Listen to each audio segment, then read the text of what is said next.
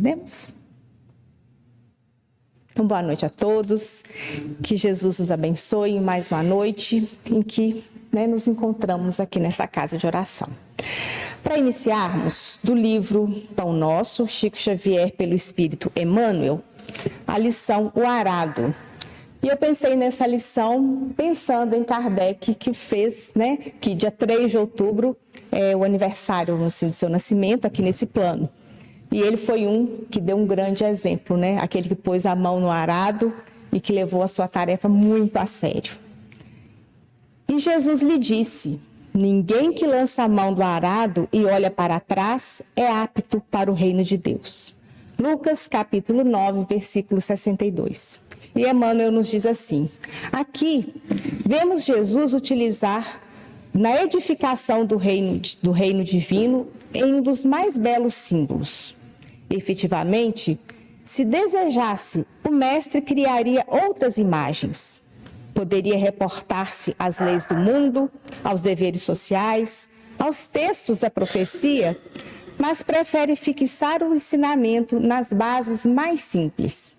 O arado é aparelho de todos os tempos.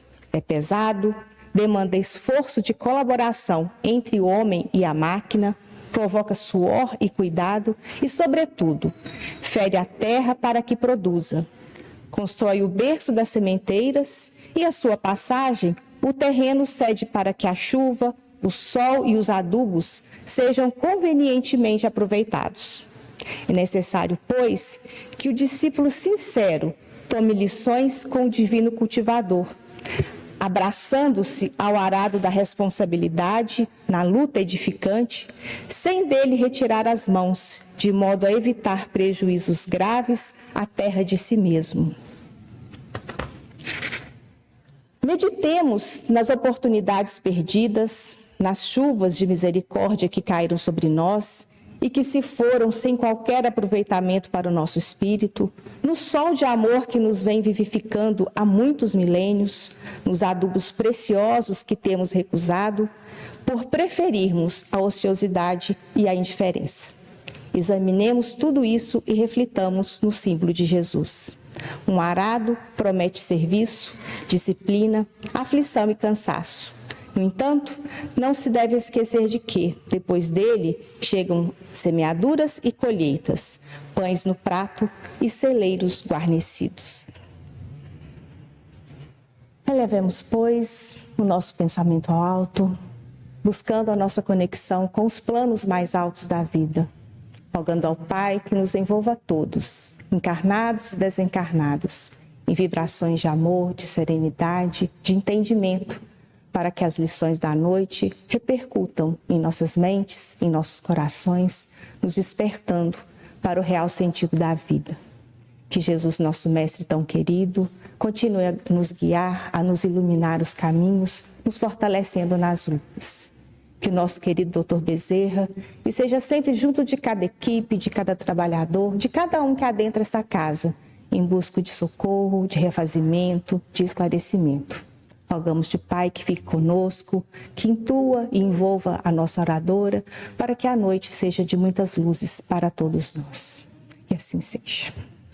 Então, hoje nós continuaremos com reflexões acerca do livro O Céu e o Inferno, e hoje a Roseni falará para nós sobre mais um capítulo da segunda parte do livro. À vontade.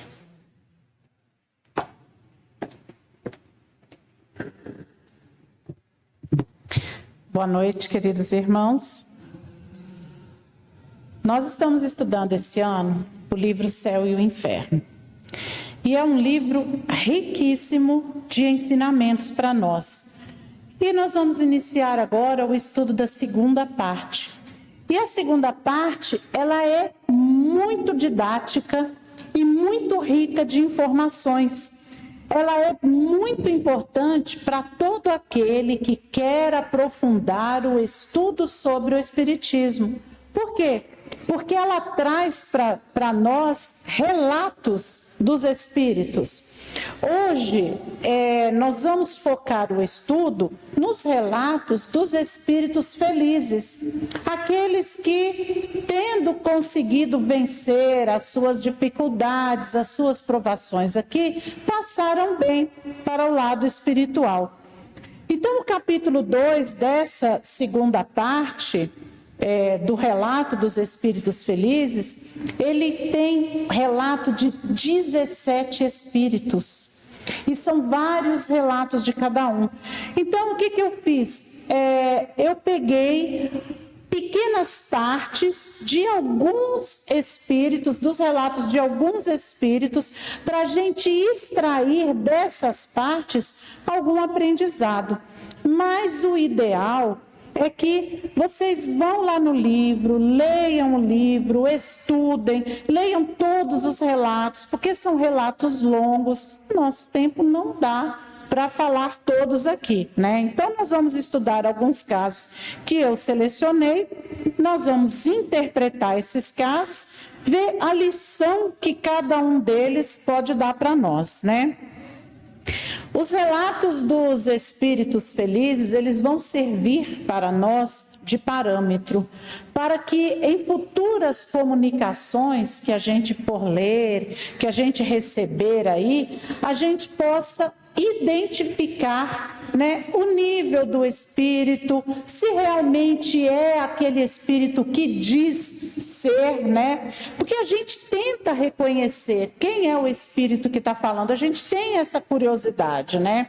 E muitas vezes a gente se fixa até na forma do espírito se expressar. Ah, mas esse espírito, ele não falava assim quando estava aqui encarnado. Por que agora está falando diferente? Isso é possível? Né? Muitas vezes a gente usa a forma de expressão do espírito para identificar se é ou não ele. Mas nós vamos ver aqui que, muito embora a gente conteste isso, existe sim a possibilidade do espírito no plano espiritual se comunicar de uma maneira diferente daquela que ele usava quando encarnado. Um outro fato que nós vamos verificar aqui também é que, quando se refere a esses relatos, a maioria deles foram obtidos através de evocações. Kardec invocou esses espíritos para que eles falassem o que foi que lhes aconteceu, como foi que aconteceu, né? E a gente sabe que o ato de evocar um espírito é um risco muito grande. Agora, a gente tem que considerar que Kardec, ele tinha um apoio imenso para aqueles diálogos, porque ele estava ali unindo informações para a doutrina espírita, para poder escrever aqueles livros. Então, ele tinha amparo de uma equipe de espíritos, por exemplo, o Espírito da Verdade. Não precisaria de mais nenhum, já bastaria esse, né? Mas além do Espírito da Verdade, ele tinha Santo Agostinho, São Luís, ele tinha Emmanuel, ele tinha São Vicente de Paula, diversos espíritos. Então, isso garantia a Kardec uma segurança para a evocação. E mesmo assim, mesmo com todo esse amparo, Kardec passou por situações de falsificação por parte dos espíritos, como, por exemplo, o caso da Pintacilgo, né? Que era um passarinho que tinha um ninho ali no telhado de uma casa, onde eles se reuniam, e um dia eles viram que o ninho não estava lá. E, de repente, aquele passarinho se manifestou em uma reunião mediúnica. Kardec, achando aquele fato estranho, não comentou nada, mas ele era um homem de ciência, não era de acreditar em qualquer coisa, por isso nos deixou a orientação: é melhor rejeitar 9 verdades do que aceitar somente uma mentira, né? Então, Kardec, como um homem de ciência, depois evocou São Luís e perguntou para ele: olha, como é possível que o espírito de um pássaro que não falava venha se manifestar aqui. Então, São Luís orientou ele sobre o risco das evocações, né? Que quando se evoca, qualquer espírito pode se manifestar sob aquele nome. Evocar a Pintacilgo, o espírito se manifestou e disse que era a Pintacilgo, né? E daí nós temos aquela lição onde ele diz: evoqueis uma pedra e ela responderá. Então, sim, uma reunião mediúnica, a gente evocar uma pedra, nós teremos uma resposta de um espírito que se faz passar por isso, mas que na verdade não é, né? Então, nós vamos ver aqui essa questão também das evocações, né?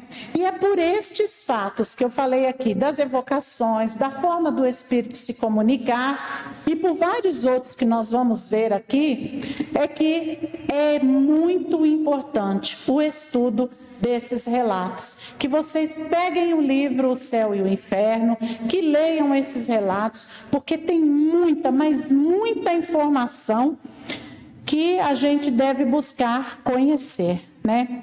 Então vamos lá. A primeira comunicação é do senhor Sanson.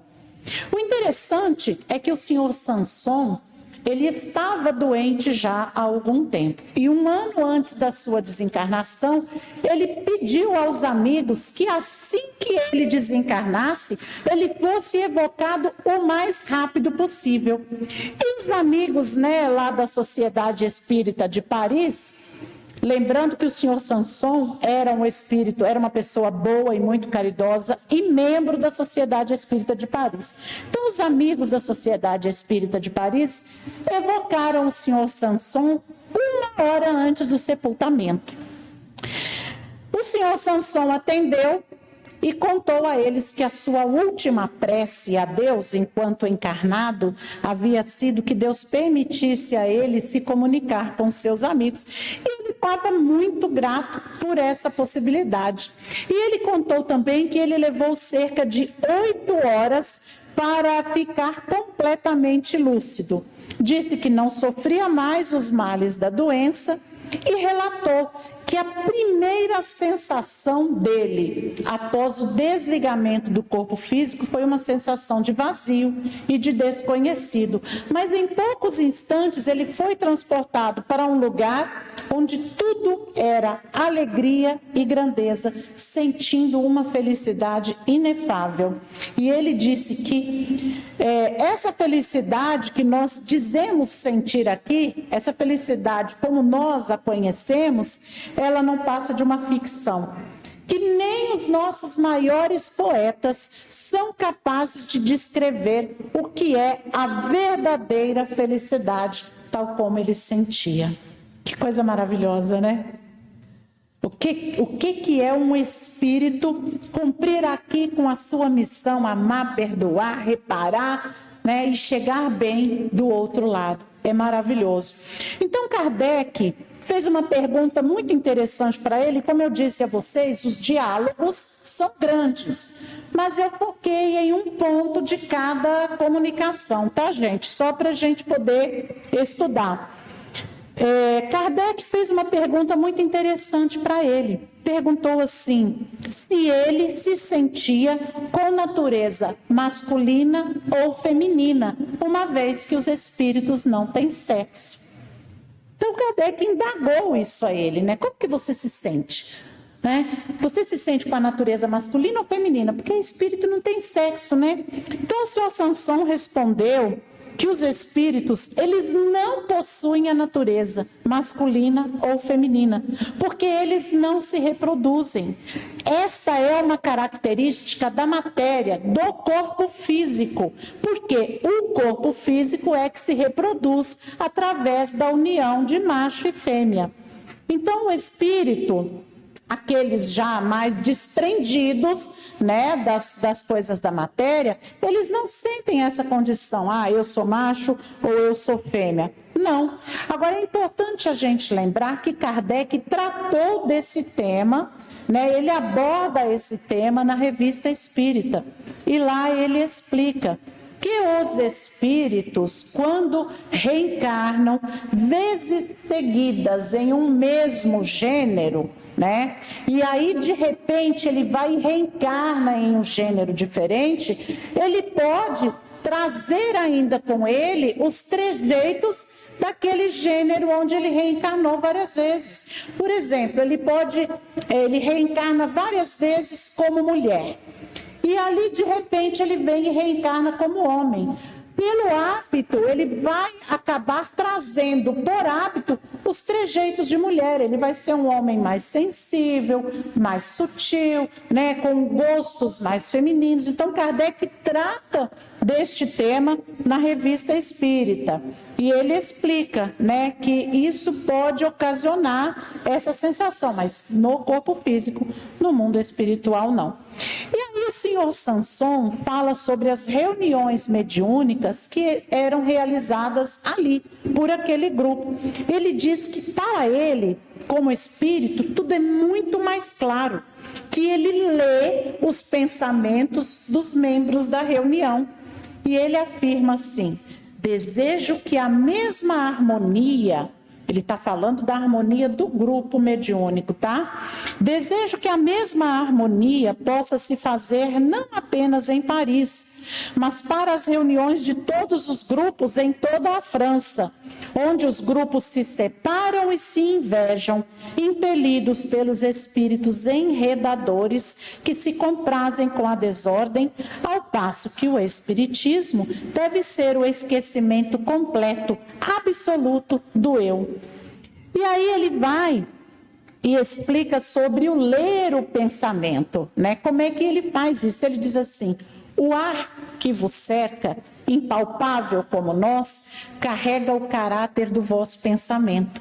O sopro que exalais é a página escrita dos vossos pensamentos.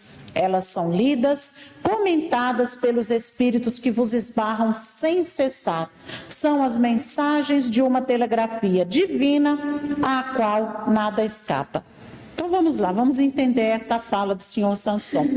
Nós estamos aqui, o mundo espiritual acontece ao nosso redor, nós não temos a visão dele, certo? Mas ele está acontecendo. Ele disse: os espíritos vos esbarram sem cessar, eles estão por aí o tempo todo, aquela nuvem de testemunhas que a gente vê na Bíblia, né? Então o que acontece? Nós espíritas conhecemos sobre o fluido cósmico universal. Estamos todos mergulhados nesse fluido. E o que nós sabemos? Que nós é que qualificamos o fluido ao nosso redor. Então eu, Roseni, através do meu ser, do meu sentir, daquilo que eu penso, daquilo que eu vivo, eu vou qualificar o fluido que está ao meu redor, de boas vibrações ou de vibrações ruins. E é dessa forma que os espíritos nos veem, pelas vibrações que nós emitimos, por esse fluido ao nosso redor que vai estar qualificado de coisas boas ou coisas ruins, a depender única e exclusivamente de nós. Nós sabemos que máscaras só no plano físico, no plano espiritual não tem como usar máscara.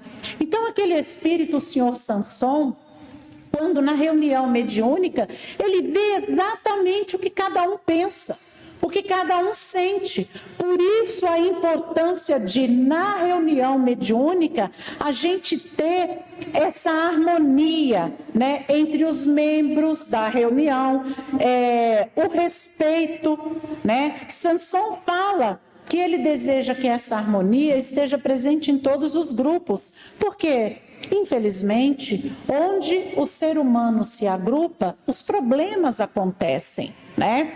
E por mais conhecimento que a pessoa possa ter das verdades espirituais, nós, revestidos da matéria, cometemos erros, temos as nossas falhas. E às vezes, mesmo a gente participando de uma reunião mediúnica, a gente acaba trazendo para dentro da reunião uma mágoa, uma raiva, ou aconteceu ali um problema entre você e um membro da reunião e você já não consegue olhar bem para aquele membro. Isso atrapalha, desarmoniza completamente o corpo, né, da reunião mediúnica, porque não adianta somente o médium, como algumas pessoas pensam, hoje eu vou passar um dia sereno, eu não vou me alimentar de carne, eu vou estar em preces, porque hoje eu tenho reunião mediúnica. Não adianta apenas o médium fazer isso, porque a reunião completa, ela tem o médium, os dialogadores, a equipe que mantém a harmonia, o equilíbrio da reunião, né? Então, todos que estão dentro de uma reunião mediúnica são responsáveis pelo sucesso dessa reunião. E quando a gente fala assim sobre sucesso, é pela harmonia, é por conseguir receber bem uma comunicação, é por conseguir transmitir bem uma comunicação, por conseguir amparar o espírito que está ali se manifestando, às vezes com muito sofrimento, com muita confusão. Então, para que a equipe consiga esse padrão de atendimento, é necessário a harmonia. E por isso o senhor Sanson falou isso, né? Senhor Jobard.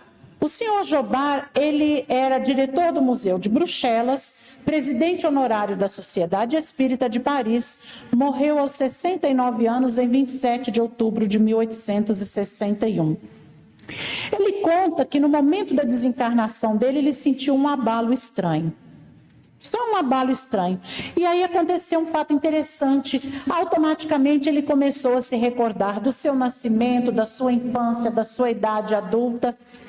Aquelas recordações vieram para ele. E ele disse que assim que se sentiu no mundo espiritual, ele foi recebido ali por aqueles espíritos que participavam da reunião mediúnica deles. Agora a gente já imagina quem foram os espíritos que receberam o senhor Jobard, né? Imaginemos nós aqui, quem serão os espíritos que vão nos receber, hein, Ronaldo? Imagina, quem serão, né? A gente tem que ter merecimento para isso, né, gente? Mas a melhor lição do senhor Jobard, ela está no item 8. Porque Kardec faz a ele uma pergunta que vem trazer a temática daquilo que eu falei lá no começo. Kardec pergunta assim para ele: o senhor já se comunicou em algum outro lugar? E aí ele disse assim: não me comuniquei ainda. Em muitos lugares, um espírito usou o meu nome. Olha bem, ele não se comunicou, mas um outro espírito havia se comunicado dando o nome dele. E ele disse assim: algumas vezes eu até estava junto dele, sem poder me comunicar diretamente. É necessário haver uma perfeita simpatia para que eu possa expressar o meu pensamento. Quando um homem um pouco conhecido morre, ele é chamado de todos os lados. 1000 espíritos se apressam em revestir a sua individualidade. E foi o que ocorreu comigo em muitas circunstâncias. Asseguro-vos que logo depois da liberação, poucos espíritos podem se comunicar, mesmo por um médium preferido. Olha que coisa interessante, que relevante isso que o senhor Jobard fala. Por que, meus irmãos? Nós temos que estar atentos às comunicações para não sermos enganados. E é esse que é o risco da evocação. Olha o que ele falou. Eu fui chamado em muitos lugares e muitos espíritos se manifestavam dando meu nome, que é o que nós falamos sobre o risco da evocação. Qualquer espírito pode se apresentar dizendo que é outro. E com a facilidade que eles têm de ler os nossos pensamentos, conforme foi dito agora,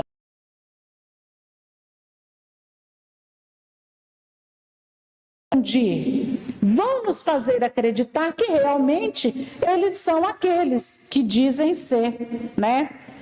E a gente se ilude porque às vezes na ânsia, né, da gente falar com um ente querido que desencarnou, a gente pode se perder. A gente tem que ter, como Kardec orientou, bom senso. Sempre a gente tem que ter bom senso. Bom senso para perguntar, bom senso para analisar as respostas e bom senso para validar uma comunicação. Muitas vezes a gente reconhece a autoridade moral de um espírito comunicante pelas irradiações que ele envolve a todos os membros da reunião. Nós já vivemos essa situação aqui numa reunião mediúnica algumas vezes, não é mesmo? Já vivemos essa situação aqui, da gente receber a comunicação do mentor da casa e todos os participantes da reunião serem envolvidos por aquela vibração, a ponto de que terminou a reunião, ninguém levantava da cadeira, estava todo mundo em êxtase. Por quê? Porque um espírito evoluído, um espírito da qualidade desse que agora eu estou falando aqui, Bezerra de Menezes, a energia dele envolve todo mundo. Você sente aquela vibração, você sente aquela coisa boa. É muito difícil você se enganar por um espírito inferior que diz ser um espírito evoluído. Mas nós temos os critérios, nós temos que ter a prudência, né, para não sermos enganados. E uma outra coisa que ele fala aqui que é importante, é necessário haver uma perfeita simpatia para que eu possa expressar meu pensamento. O que é isso? O espírito, ele vai se comunicar melhor através de um médium com quem ele possua uma certa sintonia. Ele tem que possuir alguma sintonia com aquele médium, porque aí ele vai se expressar de uma forma mais livre, sem obstáculos, né? Sem dificuldade. É isso que ele está falando aqui. Outro espírito que também deixou uma comunicação muito interessante foi o Samuel Felipe. Ele morreu em dezembro de 1862, com 50 anos. Era uma pessoa boa, solícita, mas uma vida muito difícil, muito dura, cheia de provas, de dificuldades. E ele disse assim: sabeis de quantas tribulações minha vida foi semeada. Jamais me faltou coragem na adversidade. Quantas coisas teria se perdido se cedesse ao desencorajamento. Se soubesseis o quanto alguns anos são pouca coisa em presença do infinito. Olha, gente, se a minha existência teve algum mérito aos vossos olhos, não diríeis o mesmo daquelas que a precederam. Para apagar os últimos traços das minhas faltas anteriores, era-me necessário suportar essas últimas provas que voluntariamente aceitei. Ele contou que perdoou e que agradeceu a todos aqueles que foram duros com ele, que foram malevolentes com ele, que o humilharam, que o afligiram, porque foi graças a estes que ele gozava naquele momento daquela felicidade. Graças a ter vencido aquilo, a ter perdoado, a não ter guardado mágoa, a não ter buscado vingança. Aqueles que fizeram mal a ele colaboraram para a evolução dele. E ele nos ensina a suportar com coragem e resignação todas as adversidades que nos surgirem, sem reclamação. Porque suportar e não reclamar é um passaporte para a vida feliz. Porque as dificuldades que nós enfrentamos, elas só nos vêm porque nós temos necessidade delas. Olha o que ele relatou aqui. Se a minha vida de agora foi uma vida bonita, uma vida de exemplos, as anteriores não. Então, por que ele sofria tanto nesta encarnação, apesar de ser bom, apesar de ser justo, apesar de ser uma pessoa cheia de virtudes? Porque ele estava resgatando débitos antigos, de encarnações anteriores. E isso fez o que para ele? Fez com que ele se colocasse entre os espíritos felizes. Ele já não sofreria mais provações, não sofreria mais expiações, porque ele venceu. Então, essa é a lição que ele nos dá. E ele terminou o depoimento dele dizendo que se sentia como um pobre, que de repente herda uma enorme fortuna. Porque ele sai de uma vida miserável, de uma vida difícil, de uma vida de sofrimento para a plenitude do mundo espiritual, dos espíritos felizes. Que coisa maravilhosa. Senhor Van Durst. A comunicação com o espírito de Van Durst demorou um pouco mais para acontecer, devido a algumas dificuldades de adaptação à nova realidade, a realidade do mundo espiritual. Então Kardec perguntou para ele: o que o senhor nos diz sobre isso? Sobre a dificuldade dele em se comunicar, sobre a dificuldade em se adaptar ao mundo espiritual. Então ele disse assim para Kardec: eu não lamento senão uma coisa, de não conhecer o que sabeis agora. A minha perturbação seria menos longa e menos penosa. Entretanto, vencidas as dificuldades, me sinto feliz. O senhor Van Durst estava falando ali sobre a total falta de conhecimento dele à realidade espiritual. Ele achava que morreu o corpo, acabou tudo. Então a pessoa, quando ela desencarna com esta crença de que após a vida da matéria, a vida do corpo não existe nada, ela enfrenta uma dificuldade imensa. E desses, nós recebemos as dúzias aqui nas nossas reuniões mediúnicas. Espíritos que não reconhecem estarem desencarnados. Espíritos que não entendem por que não estão perto da família, o que aconteceu, eu quero ir para minha casa, eu quero ir para o meu trabalho, o que eu estou fazendo aqui? É uma confusão que a falta de conhecimento da vida espiritual causa. E aí o que a gente faz? A gente acolhe esses espíritos, orienta, conversa com eles e muitas vezes nem fala com eles que eles já não estão mais entre os encarnados, porque isso aumentaria a confusão na cabeça deles, no entendimento deles. Muitas vezes eles chegam, são recebidos, são esclarecidos, são orientados, mas sem falar com eles: olha, você não está mais aqui, você agora pertence ao mundo espiritual. Por quê? Porque o diálogo com os espíritos vai acontecendo e o dialogador vai vendo a necessidade, o que é que tem que ser falado, o que pode ser falado, o que o espírito está preparado para ouvir.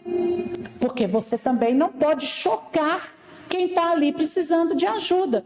Porque a reunião mediúnica, ela é como uma terapia, é uma sessão de terapia para esses espíritos. Então, eles são acolhidos, orientados com amor, com paciência e algumas vezes com a omissão desta realidade, porque eles não estão preparados para isso, Mas acontece que, em alguns casos, eles recebem esse esclarecimento no plano espiritual e, em outros casos, eles vão voltando aqui na reunião algumas vezes até eles perceberem que a situação deles é outra, Six Deniers. Six Deniers se comunicou em 11 de fevereiro de 1861. E ele classificou a vida na matéria como um pesadelo hediondo e horrível, que acaba quando se desperta cercado por aqueles a quem amou, por quem chorou e vê os rostos adorados. Ele esclareceu que a dificuldade dele, desenlace e percepção da vida espiritual se deu pela falta de fé. E por esse mesmo motivo, ele passou por essa dificuldade como uma expiação. Mas ele diz que mesmo assim, Deus levou em consideração o bem que ele foi capaz de fazer e as dores que ele sentiu, que ele suportou com resignação. Meus irmãos, nós sabemos que Deus não é vaidoso. Deus não está preocupado se você acredita nele ou não acredita. O que conta para Deus é como você vive. Porque tem muita gente que diz que acredita em Deus, mas age com maldade, Age de uma forma contrária a quem acredita. Então, o que importa para Deus é que você seja bom, que você seja correto, que você ajude, que você ampare. É isso o que Deus olha para nós, olha em nós. E foi o que aconteceu com Six Deniers. Porque ele não era um homem de fé, mas ele era um homem bom, ele praticava boas ações. E foi isso que Deus considerou para permitir que ele se colocasse entre os espíritos felizes. Agora, nós vamos estudar a comunicação de um espírito, Dr. Demeuri, que é muito interessante. Dr. Demeuri era médico, ele cuidava gratuitamente dos pobres, ele doava remédios e alimentos. E era espírita, então ele tinha conhecimento da vida espiritual. Dr. Demeuri tratou de Allan Kardec. Dr. Demeuri, já desencarnado, tratou de Allan Kardec durante a sua doença e prometeu a Kardec que estaria com ele todo o tempo. Mas ele deixa uma mensagem muito interessante para Kardec. Ele diz assim: segundo as minhas observações e as informações que obtive em boa fonte, quais eram as fontes do Dr. Demeuri? Espírito da Verdade, São Luís, São Vicente de Paula, as fontes dele eram boas. Então ele diz assim: segundo as minhas observações e as informações que obtive em boa fonte, ficou evidente para mim que, quanto mais cedo a sua desencarnação se opere, tanto mais cedo poderá ter a reencarnação com a qual acabará a sua obra. Vocês compreenderam? Ele disse que quanto mais cedo Kardec desencarnasse, mais cedo ele reencarnaria para completar a obra dele. E ele diz assim: é preciso dar, antes de partir, a última demão às obras que deve completar a teoria doutrinária da qual ele é o iniciador, e se torna culpável de homicídio voluntário, contribuindo por excesso de trabalho para a imperfeição do seu organismo, que o ameaça com a súbita partida para os nossos mundos. Gente, o Dr. Demeuri estava dizendo ali que Allan Kardec estava sendo meio que inconsequente, porque nós sabemos que Kardec se dedicou excessivamente à codificação do Espiritismo, a reunir as informações, a obter as informações, a passar as informações pelo crivo da razão, a analisar tudo. Allan Kardec, em poucos anos, ele nos colocou prontinha a codificação da doutrina espírita, numa época em que uma carta levava 2, 3 meses para voltar com resposta, em que a comunicação era difícil, em que escrever era ali na mão com tinta. E ele conseguiu, em pouco tempo, colocar toda a obra da codificação para nós. Para chegar a esse ponto, com a qualidade que Kardec fez, foi necessário muitas e muitas horas de trabalho e pouquíssimas horas de repouso. E esse excesso de trabalho, o corpo de Kardec já não estava mais suportando. O corpo dele já estava sofrendo por essa exaustão a que Kardec se impunha. E o Dr. Demeuri disse: olha, você é responsável, você é culpado de homicídio, porque não está respeitando os limites do seu corpo. Mas deixou claro que Kardec voltaria, reencarnaria com novas obras. E é por isso que a gente tem que estar muito atento às obras subsidiárias do Espiritismo, né? Porque tem muito ensinamento para nós nessas obras também. Mas segundo a observação, a segunda observação sobre a fala do Dr. Demeuri, é sobre essa questão da reencarnação de Kardec. E muitas pessoas, né, falam: ah, fulano é Kardec reencarnado, ciclano foi Kardec reencarnado, né? Quem terá sido a reencarnação de Kardec? Isso para nós não importa, né? Porque a gente tem que olhar o que foi trazido para nós, não quem trouxe. Se foi Kardec reencarnado, se não foi, vamos ver a mensagem, vamos ver o conteúdo da mensagem, se ela está de acordo com as obras básicas do Espiritismo e de acordo com os ensinamentos do Cristo. Se estiver dentro dos ensinamentos do Cristo, de acordo com as obras do Espiritismo, fechou, é isso que nós vamos seguir. Se foi Kardec reencarnado ou se não foi, isso não é importante para nós, né? A viúva Foulon. A viúva Foulon, ela desencarnou em 6 de fevereiro de 1865. E é interessante a gente lembrar aqui que o Dr. Demeure desencarnou em 25 de janeiro de 1865. Ou seja, 25 de janeiro para 6 de fevereiro foram poucos dias de diferença entre a desencarnação do Dr. Demeure e da viúva Foulon. E lembrando que eles moravam em cidades diferentes. Por que eu falo isso? Vamos chegar lá. A viúva Foulon, ela era abnegada, generosa, espírita, uma vida de muitas dificuldades. E relatou, olha que coisa interessante, ela relatou ter sido levada a um outro planeta.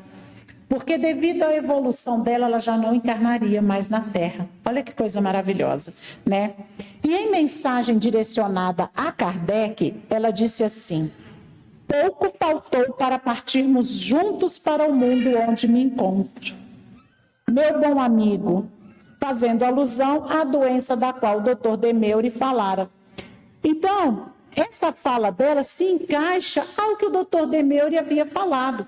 Porém, eles morreram com poucos dias de diferença, ou seja, eles não tinham contato um com o outro, ambos doentes ali, e moravam em cidades diferentes, né? E ela diz assim: que teria dito a vossa companheira bem-amada se os espíritos nisso não tivessem colocado boa ordem? Ou seja, foi graças ao socorro dos espíritos que Kardec não desencarnou naquele momento. Ela disse assim: é necessário que ela, a esposa dele, né, vele para não vos expordes de novo ao perigo antes de acabar o vosso trabalho. Sem isso, correis o risco de chegar muito cedo entre nós e de não ver, como Moisés, a terra prometida, senão de longe. Então, ela estava alertando Kardec. E aí, o que é interessante nesse alerta dela? É aquilo que nós aprendemos com relação ao Espiritismo. É a mesma informação vinda de fontes diferentes, né? A mesma informação. Kardec estava mal de saúde, precisava se cuidar, quase desencarnou antes da hora, o corpo estava muito cansado, sofrendo os efeitos da exaustão. São informações de dois espíritos e completamente diferentes, distantes, de fontes diferentes, mas a informação é a mesma. E isso é um critério que nós utilizamos para ver as verdades que nos são trazidas, né?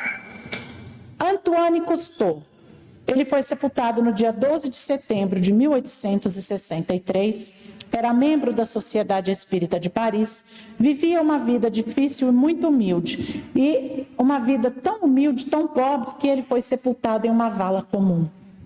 Uma vala comum com vários outros, né? O secretário da Sociedade Espírita, que havia sido materialista no passado, fez um discurso no sepultamento de Antoine Cousteau e disse assim, reduzido, tá, gente? O texto é maior, mas eu reduzi aqui. Caro irmão Cousteau, há apenas alguns anos, diante desta tumba aberta, não teríamos visto senão o fim das misérias humanas e depois o nada. E teríamos dito adeus, amigo, para sempre. Hoje dizemos, caro irmão, até breve, ore por nós. Por quê? Porque ambos eram materialistas. Ambos acreditavam que quando o corpo morria, a vida se extinguia. Naquele momento, eles haviam tido contato com o Espiritismo. Sabiam que a vida ia além da sepultura. Então, não era mais um adeus, era um até logo.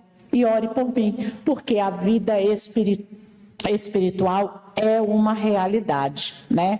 E é maravilhoso a gente ver o quanto o Espiritismo é um consolador nesse sentido.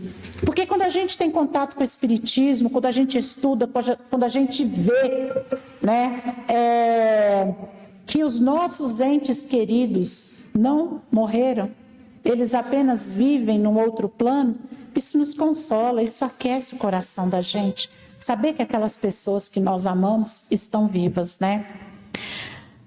Uma outra mensagem foi da senhora Anaí Gordon. Ela faleceu em novembro de 1860 e ela trabalhava nas minas de carvão. E é a comunicação dessa senhora aqui que vai mostrar para nós como que um espírito pode se comunicar de forma diferente daquela que ele usava quando encarnado. Por quê? Como eu falei aqui, ela trabalhava em uma mina de carvão. Quer dizer, era uma mulher muito pobre, de pouco estudo, pouco acesso à cultura, né? Então, com certeza, a forma dela de se expressar era uma forma corriqueira, uma forma simples, não era de uma pessoa com uma vasta cultura. Porém, no diálogo que ela mantinha com Kardec, Kardec observou ali que ela falava sobre coisas grandiosas, usava frases perfeitas, com conjugação perfeita. Afinal de contas, Kardec era um professor, né? Então, Kardec perguntou assim para ela: de onde vem que a vossa linguagem seja tão poética e tão pouco em relação com a posição que tinhas na terra? Então ela responde: é que é a minha alma quem fala. Sim, eu tinha conhecimentos adquiridos e frequentemente Deus permite que espíritos delicados se encarnem entre homens mais rudes para fazê-los pressentir as delicadezas que alcançarão e compreenderão mais tarde.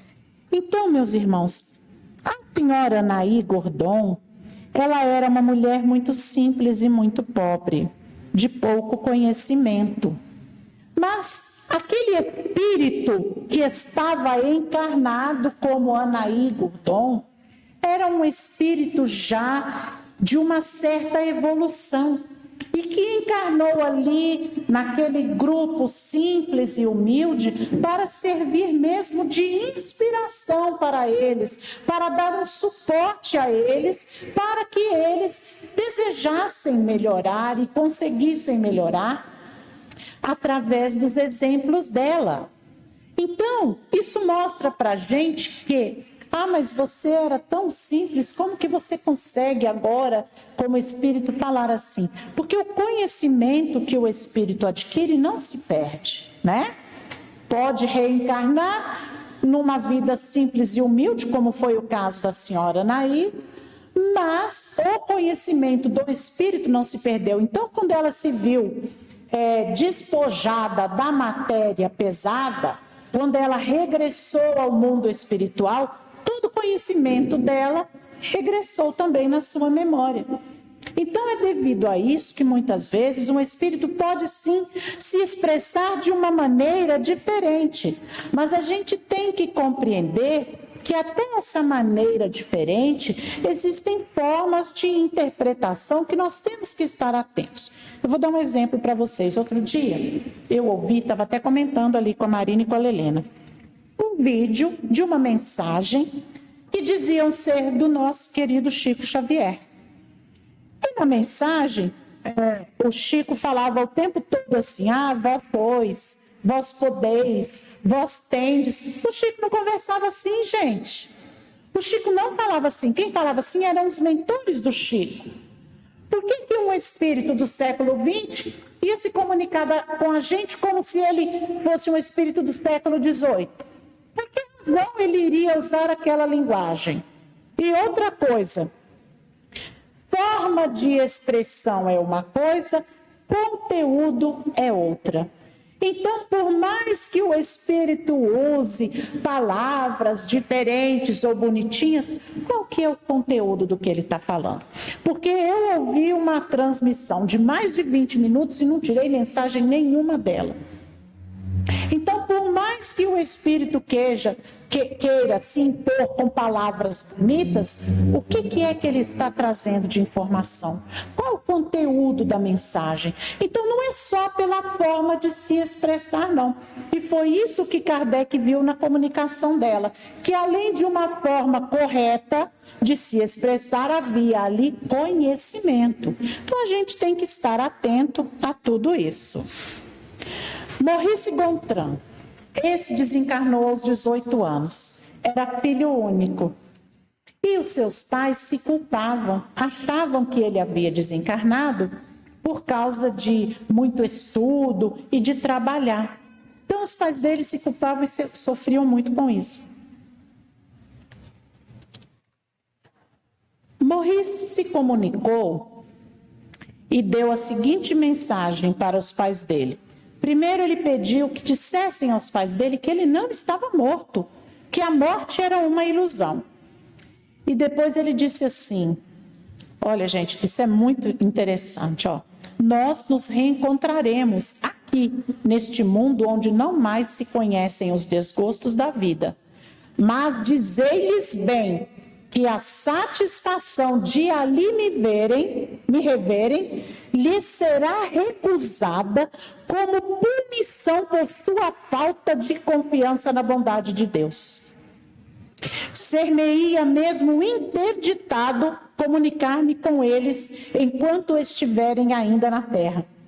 O desespero é uma revolta contra a vontade do Todo-Poderoso e que sempre é punida pelo prolongamento da causa que levou a esse desespero até que esteja, enfim, submisso. Vejam bem, ele poderia se comunicar com os pais, mas os pais estavam tão desesperados com a morte do filho que era como se eles não acreditassem em Deus.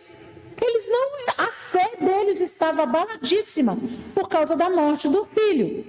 E isso era um empecilho e até uma forma de punição, impedi-los de se comunicarem com o filho. Mesmo desencarnados, se até o momento de desencarnarem, eles não aceitassem com resignação, seja feita a vontade de Deus, que o Senhor agora cuide do meu filho. Se até o momento da desencarnação deles, eles não mudassem o pensamento deles, mesmo desencarnados, não encontrariam o filho. E isso é uma coisa que acontece. Por quê? Olha, nós temos duas escolhas para as nossas vidas. Nós estamos num planeta de expiações e provas, temos problemas sim, temos dificuldades, temos enfrentamentos, temos doenças, uma série de problemas. Seja qual for o problema, nós só temos duas escolhas. Ou nós vivemos e enfrentamos como quem acredita em Deus, tem certeza que Deus conduz tudo e que tudo que Ele faz é para o nosso bem, ou nós não acreditamos em Deus. Porque não dá para a gente dizer que acredita num ser supremo que criou tudo de que nós temos conhecimento e achar que nós estamos jogados aqui no mundo como um barco naufragado. Temos somente duas opções: ou confiamos e nos entregamos a Deus, ou não acreditamos que Deus existe. Nós recebemos aqui, em reunião mediúnica, uma mãe que chegou chamando todos de mentirosos. Por quê? Porque ela foi orientada com essa orientação aqui, olha, quando você desencarnar, você vai encontrar a sua filha. Ela tinha uma única filha que morreu. E ela ficou desesperada, a dor. Gente, quem é mãe sabe, o filho é o nosso mundo. Se um filho morre, uma parte da gente morre junto, com certeza. Porque a gente quer, o filho é aqui, ó. Nós somos egoístas. Nós não estamos ainda preparados para essa entrega 100% a Deus. Essa mãe foi orientada. Tenha fé, quando a senhora desencarnar, a senhora vai encontrar com a sua filha. O que ela fez? Se suicidou. Se suicidou. Por quê? Porque ela queria encontrar com a filha. O que aconteceu? Não encontrou. Por quê? porque o suicídio é um crime e ele há de ser punido. Você vai estar mais longe daqueles que você quer ver. Por quê? Porque você não se sujeitou ao tempo certo, a vivenciar as suas experiências. E aquele luto fazia parte da sua programação, fazia parte do seu aprendizado.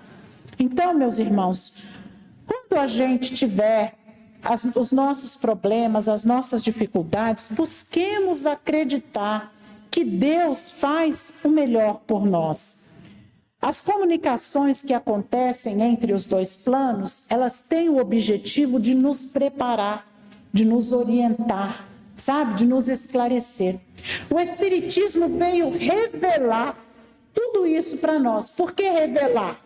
Porque antes do Espiritismo, essas informações não existiam, não com toda essa profundidade, não com todo esse conhecimento, não com toda essa lucidez. Então, o Espiritismo, ele é de verdade uma revelação, que trouxe tudo isso para nós. Então, peguemos essas mensagens e apliquemos em nós, nas nossas vidas, nas nossas dificuldades, em tudo aquilo que a gente enfrenta. Eu sempre digo que problemas todos nós temos, mas quem tem o conhecimento espírita, quem tem a fé em Deus, passa por tudo. Eu já disse várias vezes e eu faço questão de repetir. O que seria de mim se no dia que eu descobri o câncer eu não conhecesse o Espiritismo? O que teria sido de mim? Que desespero, aonde eu teria chegado? Esse conhecimento me sustentou. Então, gente, o Espiritismo, ele é esse consolador.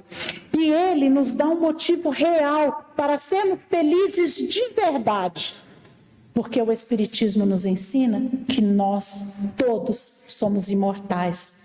E todos os nossos amores, aqueles que nos precederam na grande viagem, estão vivos. Quer consolação maior do que essa? Tem uma mensagem aqui de Santo Agostinho que eu gostaria de ler para vocês e depois a gente coloca o vídeo, que eu acho que vai dar tempo, né? E Santo Agostinho disse assim: a morte não é nada, eu somente passei para o outro lado do caminho. Eu sou eu, vocês são vocês. O que eu era para vocês, eu continuarei sendo. Me deem um nome que vocês sempre me deram. Falem comigo, como vocês sempre fizeram. Vocês continuam vivendo no mundo das criaturas e eu estou vivendo no mundo do Criador. Não utilizem um tom solene ou triste. Continuem a rir daquilo que nos fazia rir juntos. Rezem, sorriam, pensem em mim, rezem por mim. Que meu nome seja pronunciado como sempre foi. Sem ênfase de nenhum tipo, sem nenhum traço de sombra ou tristeza. A vida significa tudo, o que ela sempre significou. O fio não foi cortado, porque eu estaria fora de seus pensamentos agora que estou fora de suas vidas. Eu não estou longe, apenas estou do outro lado do caminho.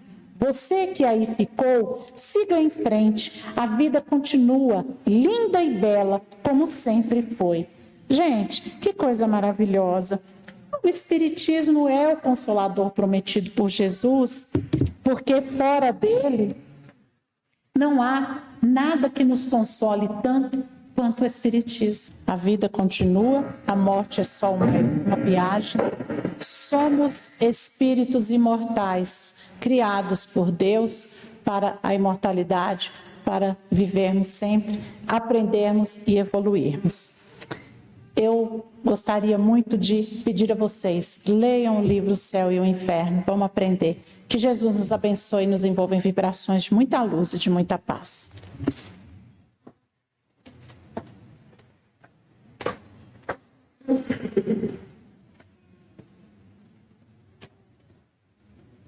Nós queremos agradecer a nossa querida Roseni pela brilhante exposição. Jesus continue te abençoando, porque, como diz Emmanuel, a maior caridade que nós podemos fazer é divulgar a doutrina espírita.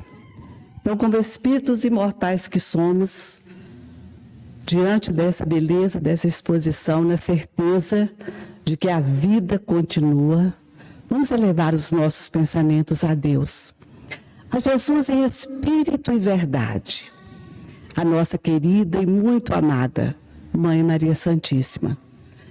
É o nosso patrono, Dr. Bezerra de Menezes, esse espírito lindo, esclarecedor, espírito feliz, que deixa cada dia que passa essa marca reluzente de que vale a pena fazer o bem, de que vale a pena dar amor, dar perdão.